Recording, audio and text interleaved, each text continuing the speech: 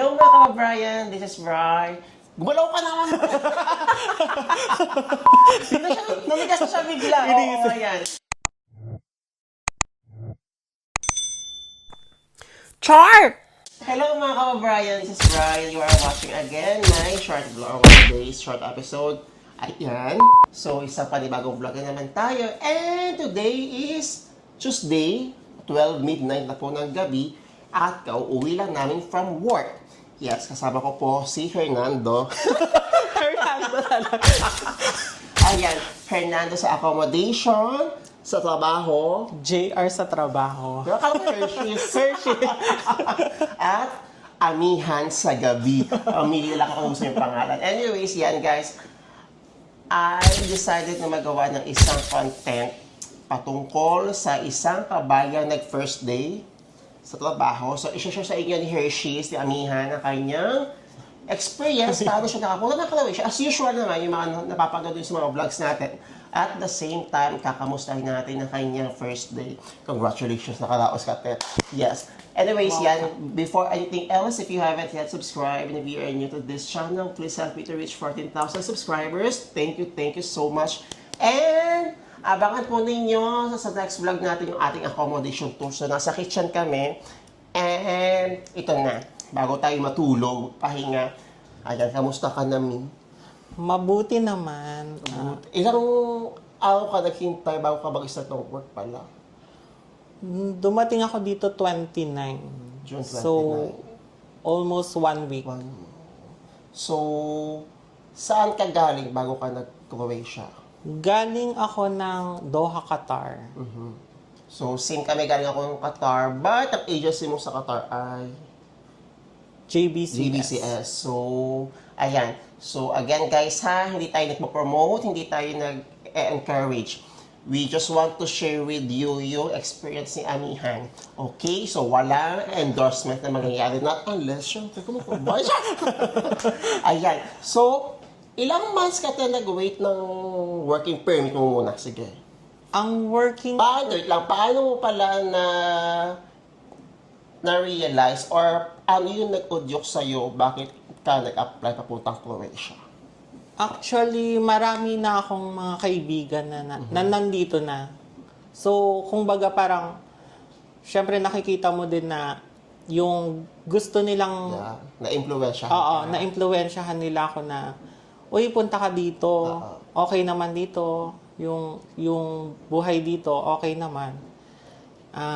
Kaya yun, nag-decide ako na mag-apply papuntang So, Europe. para anong nangyari, te, na-engayo ka sa mga connections mo, which is mga friends mo nga. Pero paano ka nagka-idea, aside from your friends, paano ka nagka-idea sa Croatia? But nung ba nasa Qatar ka, may idea ka about Croatia? About Croatia, napapanood ko lang siya by social media. Yun nga, yung sinasabi nila na work-life balance, ganyan. Bakit wala ka mag work-life balance sa Qatar? Meron naman, pero syempre iba pa rin yung aalis ka sa comfort zone mo, di ba?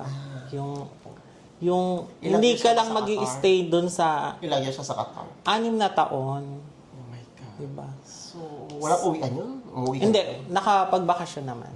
So, anyways guys, ayan, 6 years ka sa Qatar. 6 years. And, paano mo na sabi na, okay, aalis na ako ng Qatar, pupunta akong Croatia? Yun nga, tulad ng sabi Ano ko, yung turning point mo doon? yung ayoko kasing mag-stay sa comfort zone ko lang. So, Na comfort zone. gusto ko naman yung maibaba, yung ma-experience ko kahit papano na makarating ng Europa. 'Di ba? Meron tayong mga ganong Oo. I know. Instance sa buhay na- Yeah. So, ano yung first impression mo nung pagdating mo ng Croatia? Siyempre, kung i-compare ko sa Middle East, nung pagdating ko dito, siyempre green ang mga makikita mo, 'di ba? Parang relaxing, yung vibe ba niya parang yung puso mo parang ano, Ayan na, uyak. Teka lang. drama pala to. Okay, tapos? Hindi, yung ano ba niya, yung pag, di ba, nasa eroplano ka pa lang, nakikita mo na nag-iba yung mga nakikita mo. Tao. Oo, yung language, tao, anything. di ba? Parang iba yung pakiramdam eh. Yung may saya na may lungkot din syempre na Oo. Kasi 6 years 6 na sa years Qatar. sa Qatar, di ba? So marami na rin tayo. But, yun nga lang, yung mga friends mo na nandito, which is hindi kayo makakasama. But I hope na mapanood nila to, di ba? And I hope na magkasama-sama kayo ulit, magka-reunite kayo. Shout out Anyways, sa inyo. No? Nag-shout out sa inyo. Anyways, ayan, bago tayo mag heart-to-heart talk, ayan, balik tayo sa application mo. So, you're from underage JVCS. Gaano po kayo katagal naghihintay ng working permit from Qatar? Actually, naghintay ako ng almost 4 months. 4 months. Yeah. So, si Amihan po ay since sa same accommodation kami, parehas po kami ng trabaho. We are both store attendants sa isang supermarket. Yes, and hindi po siya yearly, seasonal. Siya po ay yearly. So, tuloy-tuloy po yung trabaho niya. So, magkano kung okay lang naman, kahit hindi yung exactong amount, yung estimated amount na nag-asos mo sa Qatar, total na. Sige, bigyan mo ako nun. Nasa 10,000 real. Oo. Oh my God. Ganun yung... Ikaw ang sumagot ng visa mo. Hindi, ano na yun? Included na yun. Lahat na yun? Included na yun dun. Okay. Pati Kaya, yung airfare, included na rin. ang gumastos ng airfare was ikaw. Hindi, included na rin yun dun sa 10,000. Kaya hindi ko po talaga ma-compare guys yung processing ko noon. Kasi ang nag-assess ko lang sa Qatar, 3,000 lang. So, that was 4 years ago na talaga. So again, doon pa sa 10,000 reals na nag-assess mo doon, paano mo na i-execute? Paano mo na tatapos yung 10,000 na yun? Ano yung nagkaroon ka ba ng problema sa placement fees? Kasi ang dami man nagkasabi na hindi naman daw siya worth it. Kasi ang mahal-mahal ng placement fee.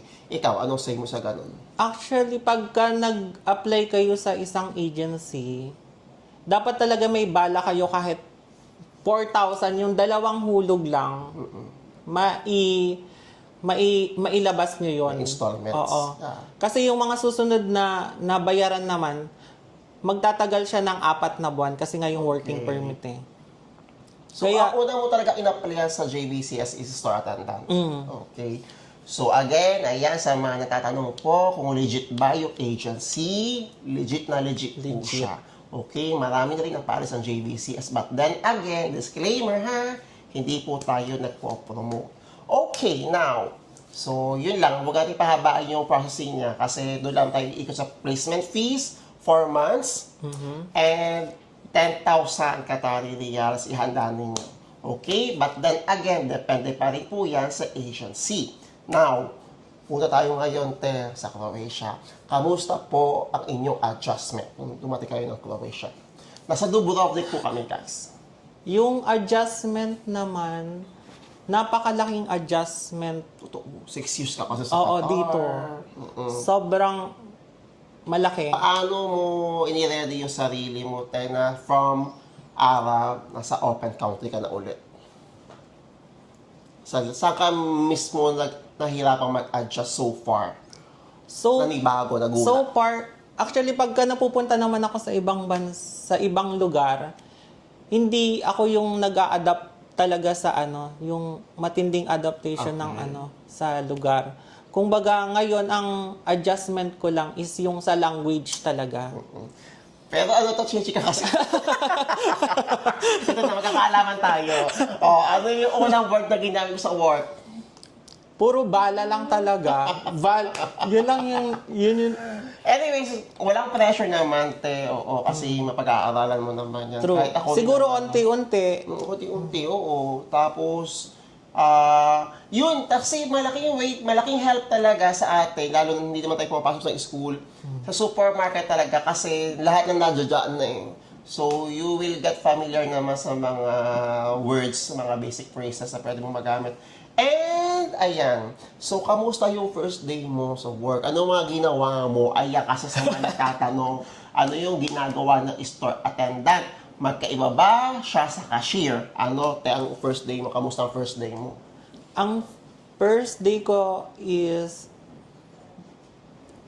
nag-cashiering na ako. Nag-display all around. Naglinis, nagpunas. Kamusta yung store na napuntahan mo? Malaki ba ang store niyo? Te? Sakto lang din yung lang. laki Matao? niya. Maraming tao tuwing kanina dinagsa kami mga hapon. Hapon, peak hour yun, te. Mga hapon. 4 p.m. onwards. Yung halos, nung nagkakahako, pahaba na yung pila. Siyempre, te, kasi bago ka pa lang naman, oo. Pero kapag nagamay mo na yan, alam mo na yung technique para bumili sa pila mo. Anyways, ayan, so, kamusta ka, te? Kamusta yung, as a general, kamusta si Hernando Jr.? Kamusta ka bilang anak? Kamusta ka bilang isang panibagong OFW sa Croatia? Ito, mixed emotion, yung saya na nakarating ako sa Europa. Siyempre, dala-dala ko yung pangarap ko, di ba? Para sa pamilya, di ba? Oo. Lagi Pero, sige. lagi naman yun yung first ko na dapat lagi mong bit-bit ang pamilya mo sa pangarap na gusto mo. So, ano ba, paano mo na sabi sa family mo na pupunta ka ng Croatia? Ako kasi, te, nalaman lang ng family ko nung Croatia ako, nasa airplane na ako. Ang alam lang nila talaga, naka-day off lang ako. Saan ako pupunta? Mag-Croatia na ako. Talak si mother. Ano na naman tayo ko sa buhay? Ikaw, paano mo na sabi sa kanila? Ako kasi yung tipo ng pagka may nangyayari sa akin, excited akong ikwento sa kanila. Kasi nga, syempre kasama sila sa achievement ko eh. Ang ako naman, te, ang gusto ko kasi doon, i-surprise ko sila. So, di ko sinabi sa kanila is wala pero gusto ko lang talaga sila i-surprise. Anyways, ayan, worth it ba yung offer sa'yo sa Croatia compared sa Qatar? When it comes sa salary, saan mas mataas yung sahod mo? Sa Qatar o sa Croatia? Syempre sa Croatia. Kasi sa Qatar nagbabayad kami ng bahay. Tapos ang offer hindi din naman ganun. Okay. Kuya, okay lang, pasok ka lang. Oo, ayan, meron tayo kumisi. Ikaw pala kami ni Amihan. Shout diba sabi ko kapag dadatas ako mga Pinoy dito. Oo. Tapos, sige, tuloy mo lang. Nagbabayad ka ng renta doon? Oo. Okay. Sa 6 years? Live out. Yung 2 years ko doon, naka-accommodation kami. Tapos lumipat ako ng other company. Yun ay nagbabayad kami ng bahay namin. So, yung offer sa'yo is mas malaki sa Croatia. Yes. Okay. Ang sagot po kasi ng company yung accommodation. So, may transportation din dito at libre po ang utilities. So, yung pagpaprangka na lang ni Amihan yung walang bahay. Oo, medyo nahihirapan kami mag-adjust. Sobrang hirap. Ayan, so, doon sa decision mo, te, na magpunta ng Croatia, meron bang somehow na pagsisisi or although wala ka pa naman 1 month, pero meron ka bang may part ba sa self mo na parang gusto kong bumalik ng Qatar, mga ganon? Kasi 1 week pa lang ako. Guys, sa 1 week niya, may nahanap niya cabinet. Wala kaming cabinet. Naguro ng cabinet? Oo. O, kasi di maganda siya. So, I will assume naman na talaga you are really decided pumunta ng Croatia. Oo, sa lahat ng bagay, dapat desidido ka. Dapat straight lang yung mo, yung... But somehow, Ted, do you have some expectations bago ka pumunta ng Croatia? Actually, wala. Tama. Wala akong expectation. Baga, go with the flow. Oo, go with the flow. Kung dumating man ito na yan, andito na ako eh. Kasi may mga, although normal lang naman, valid naman yung nagiging reaction ng iba na, Iba-iba din. iba-iba talaga ng reaction na hindi naman daw worth it. Kasi hindi naman daw kalaki yung sahod dito sa Croatia. But I just want to remind you guys na sabi ko nga palagi, hindi naman po langit ang Croatia. Hindi naman po ito kumbento na sa isang season is alam mo yun, wala tayong magiging problema, instant yaman agad tayo. Di ba, sabi ka ni Amihan, pagpunta mo na dito, less expectations, di ba, less hurt yun sa sarili mo, kung ano man yung makita mo, ano man yung ma-experience mo, just go with the flow lang. And I understand na some people will tell us na, yun nga, mababa nga yung sahod. We are always looking about salary. But hindi natin nakikita yung buong picture ng journey natin sa Croatia. Okay? So, since nandito ka natin, ano yung mga nilulook forward mo sa self mo? Siyempre, yung makapag-travel, di ba? Mag-sample tayo ng tamali mo, di ba? yung siyempre, iba pa rin yung mararating mo yung iba't ibang lugar, di ba, sa Europa. Alam mo, ang unang out of country ko lang sa Bosnia pa lang. Pero yung feeling ko nung kahit sabihin pang sobrang lapit lang naman sa Croatia, tapos non-Schengen, iba yung feeling. Kasi hindi ko inakala before sa sarili ko na makapag-Europe ako. Di ba? Para sabi ko, Sino ba man hindi tayo? man ako, as in, wala talaga. So, you will definitely enjoy. And, yun nga, kasi since kami naman, nandito kami, bago natin si Amihan, nagkaroon na kami ng mga usap-usapan, mga ganyan, ano yung mga pwede niyang ma-experience, na-expect. Basta, paano ko lang sa'yo, pagtrabaho-trabaho ka lang. Totoo. Paglabas ng trabaho, ayan, nandito tayo, party-party tayo. Kasi malayo kami sa Dubrovnik na guys nasa bundok na po Nasa kami. kabundukan. Kabundukan talaga. But I will show you soon sa ating next vlog kung paano ko nasabi na sa kabundukan kami. Oo. Mag-jogging Anyway. tayo dyan sa labas. Kanto lang tayo for sure. Magpapahabol kami sa baboy ramo. So, sobrang init talaga. But, ayun, I will let you know. I will show you. Anyways, balik tayo kay Amihan. Ito, ayoko na pagkahabaan yung vlog ko. Ano yung gusto mong sabihin sa mga viewers natin, na 6 years sa Qatar, lumabas ng comfort zone, gumastos ng 10,000 Qatari riyals, naniwala sa mga sabi-sabi na kaibigan. Ano yung gusto mong ipayo ngayon sa mga viewers natin? Ikaw, na-experience mo na sa mga nagdadoubt, sa mga natatakot sumukat. Kung ako sa inyo, sundin nyo yung puso nyo. Huwag kayong yung makikinig sa iba-iba. Kasi pag nakinig kayo, nagpapa-apekto kayo, walang mangyayari. Kasi let's say for example we have different opinions. Siyempre, ang mas tatatak sa utak natin, yung negative na naririnig natin. True. Hindi na natin makikita, ma-feel yung mga positive. Always remember guys, I always believe, kung may mga naririnig kayo hindi magaganda, mas marami yung mga positive na nangyayari. But again, hindi ko kayo ina-encourage, hindi naman kayo ina-encourage. Kumbaga, sa lahat ng mga bagay na gagawin ninyo, sabi nga ni Amihan, always follow your heart. Kasi kung ano yung nafe-feel ninyo, trust your own instincts. Kasi dyan kayo matututo. Dalawa lang yan. It's either magsisi kayo na hindi yung sinubukan, or it's either na mag-stay lang kayo sa comfort zone ninyo. So, yun lang. So, ano pa tayo? Actually, nung nag-apply ako dito, less lang talaga ang sinabihan ko. Kasi nga ayoko bakit ka pupunta doon? Ang pangit doon. Bakit ka pupunta doon? Okay ka naman dito. Yun, Kaya, tama, iniwasan ko talaga na magsabi sa marami. Kung baga nagsabi lang ako sa pamilya ko. Meron akong isang close friend, yon sinabihan ko lang din na ganun nga, na nag-apply ako sa Croatia. Tama yung sinabi mo, ang daming ganun nga na ba't ka aalis dito so okay ka naman dito. Diba? Parang, minsan maaano mo din parang makukuha mo yung sinasabi nila. Oo. So, maaapektuhan Ma-absorb ka. mo bigla. So, mawawalan ka na ng gana na sige na nga lang, wag na nga lang. Kasi ang dami Totoo yun. Diba? Panghihinaan ka na lang ng loob. Panghihinaan ka na ng loob. Hanggat sa, diba, sabi ko nga, yung kaibigan ko na niyaya kong mag-apply, sabi ko, kailan natin itatry? Kung matanda na tayo? Tama. Kung Natang ka na ba? 30, kung kailan hindi na natin kaya, hindi man lang natin na-experience ang snow. Ganon. Yun ang pagkasabi ko sa kanya.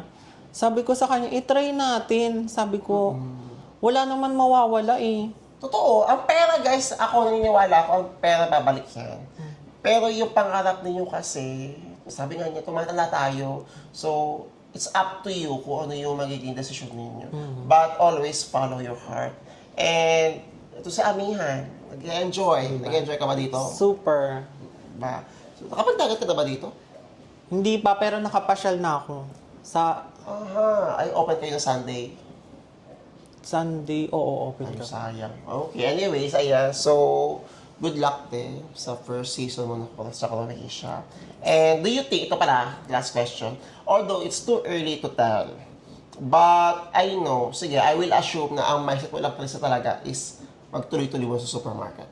So, anyway, so it's too early to tell na para ang unfair kasi if I will ask him guys na kung ano yung plano niya after. So, we will see, We will see pa. Enjoy lang muna talaga. And bawiin muna yung mga nagastos. True. Kasi, true, parang nakasabi niya. Nagkatay mo na.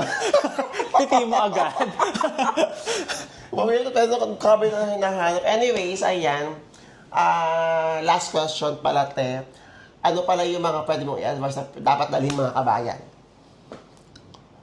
Ano, pagka gantong naka-accommodation kayo, siguro wag na kayong magdala ng rice cooker kasi madaming rice cooker yung mga kasama nyo. Guys, ayan ang mga rice cooker nila. Bukod pa yung rice cooker namin. Pagka nagdala kayo, baka puno na ng rice cooker yung accommodation nyo. So, Tsaka ano dito, sa accommodation na natuloy ako, 15 tayo. hindi, 12 lang. Wow. Ah, Okay. 8 So, tayo. ang kasama po namin is Nepalese and mga Pinoy. And hindi tayo nagugutom. Yeah. Kasi Sobrang marami busog. tayong mga kusinero nagpa-provide. Kung baga kami is, ganda lang yung ambag na. Ayun o.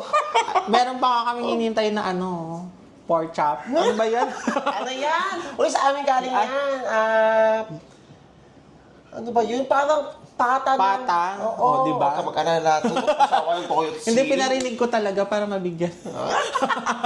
Sa amin yan. Anyways, kakayanin bukas. Anyways, ayan. So, I hope guys na hindi man to you totally, alam mo yun, buong journey pa. Oo. But I hope nagkaroon kayo ng idea sa experience ni Amihan. And this video serves as, hindi lang sa mga processing, hindi lang sa mga gastusin, but it's all about sa isang journey, sa isang dream, sa isang tao na gustong lumabas ng kanilang mga comfort zones. So, good luck them. And I hope na hindi tayo mag-away Yeah. sa bahay ni Kuya. Hindi naman siguro. Oo, yung mga walang sagutan, yeah. But we will just enjoy, we will just bond, hopefully. Abangan niyo pa yung mga next vlog ko. Gagatasan ko lahat mga kabahay sa accommodation. Oo, Chesterfield na yung kasunod. Anyways, ayan. So I hope guys na nag-enjoy kayo sa ating short vlog. If you have any more questions or suggestions, i-comment nyo lang po at malay nyo, yan ang ating maging next content sa ating channel. Again, me, thank you so much. I love you, good luck. I hope na tayo po lahat ay magkita-kita lahat dito. Ano pa ulit? Dito sa Croatia. Again guys, thank you. Good night. Thank you. Good night. Tama. Wala na. Kasi ka tayo dito. Anong magagawa?